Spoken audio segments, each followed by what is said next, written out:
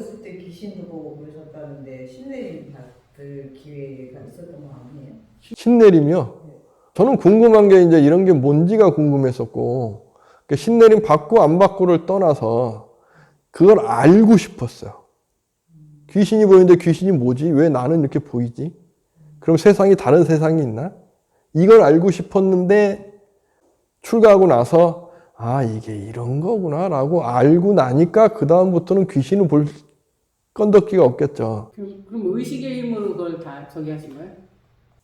꼭 그런 것 같은 거라고 저는 설명해요. 뭐냐 하면 어두운 밤에 가는데 지푸라기가 뱀으로 보이는 이유. 지푸라기 형상이 뱀이었으니까. 그러면 걔는 볼 때마다 뱀이에요. 근데 불을 딱 밝혀서 딱 봤는데 지푸라기를 알았어요. 그 다음에 갈 때 그게 뱀으로 보일까요? 절대 안 보여요. 그러니까 알면 안 보여요. 그래서 저는 불교 공부할 때 성문이라는 부분, 성문승, 부처님 말씀을 듣고 깨닫는다고 하잖아요. 저는 이것이 불법의 올바른 방향이라고 생각하는 이유예요. 알면 다시 그렇게 안 돼요. 그래서 부처님께서 누누이 설명 먼저 하시는 거예요. 저는 그래서 불교는 성문이지 그거 없이 뭐 자기 체험이 먼저다 이건 아니라고 저는 생각하는 이유가 여기 있어요. 알고 가는 거죠. 이렇게 설명 듣고 가는 거고. 그래서 제가 전에도 이야기했는데 산꼭대기 올라간다. 누구나가 다 못 올라가요. 산에 가는 설명서 없고 길 모르면. 우리 실장님이 저한테 말해 주셨어요. 전 등산을 잘 안 가는데 등산 이렇게 하시는데 절대 길 모르고 함부로 가지 말라고. 그러면 헤맨다고. 수행도 똑같아요. 절대 자기가 체험이 있고 뭐 했다고 산을 가서 정상 간다? 못 가요. 말씀이 있어야 돼요. 듣고 가는 거예요. 저는 이것이 옳다고 생각해요. 저기도 이렇게 막 찾아오는 그게 불교대학 다니면서도 뭔가 부족하다는 느낌 들어갖고 제대로 가야 되니까 계속 지금 저희도 저도 그랬어요. 저도 이렇게 이야기하는데 얼마나 헤매고 다녔겠어요. 그 또 개인적인 체험이 강하니까 이거를 깨는 이걸 알고 깬다고 해야 되나 알아가는 게 정말 저는 이게 더 중요했어요. 보편적이지 않는 모습 속에 있으니까 이게 뭐지라는 게 그 사람들은 막 저보고 뭐 이야기하고 뭐 이렇게 하는데 저는 그렇지 않았거든요. 저는 현실을 살잖아요. 근데 현실 너머에 있다 그러면 이거 옳지 않은 거잖아요. 그러니까 그걸 알고 싶었던 거고. 그래서 의식이 강하면요. 의식이 강하면 신내림이라는 게 있을 수 없어요. 신내림 하는 거 가보셨어요? 신내림이 아니고 귀신이 보였다는 그 당시도 의식이 약한 거 아니에요? 그렇죠. 의식이 약한 게 아니고 거기에 익숙해지면 그 감각식에 익숙해져요. 근데 저는 이렇게 의식이라는 부분이 익숙했겠죠. 그러니까 그게 이해하려고 노력을 했겠죠. 그게. 그래서 저는 이렇게 뭐 굿당 같은데 가서 내린국 받는 분들도 많이 봤거든요.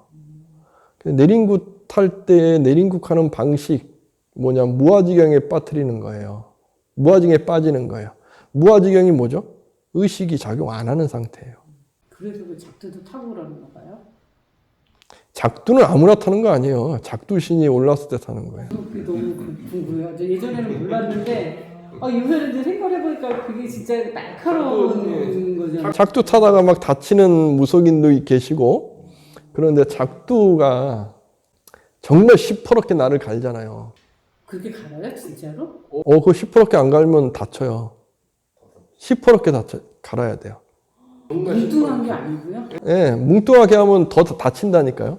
시퍼렇게 갈고 그 위에 올라서는 건데 올라서서 발을 막 비비지 않아요. 올라서서 퉁퉁 치고 하는데 뭐 이것까지 잘 모르겠어요. 저도.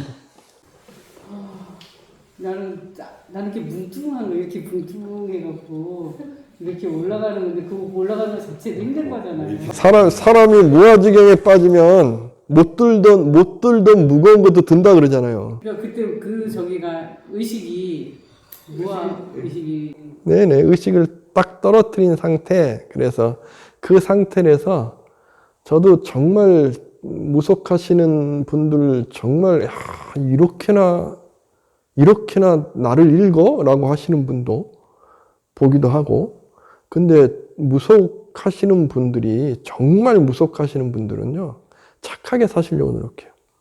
그 느낌을 알아서. 악업의 느낌을 알기 때문에 나쁜 짓 전혀 안 하고요. 돈 번 것도 그분들, 원래 우리 도봉산이나 이런 데 간 데에 암자들이 굿당인 경우가 많아요. 그게 그 무속해서 유명했던 분들이 자기 모든 걸 이렇게 절에 기증하신 분도 많고, 착하게 사시려고 노력하는 분들 많이 봤어요.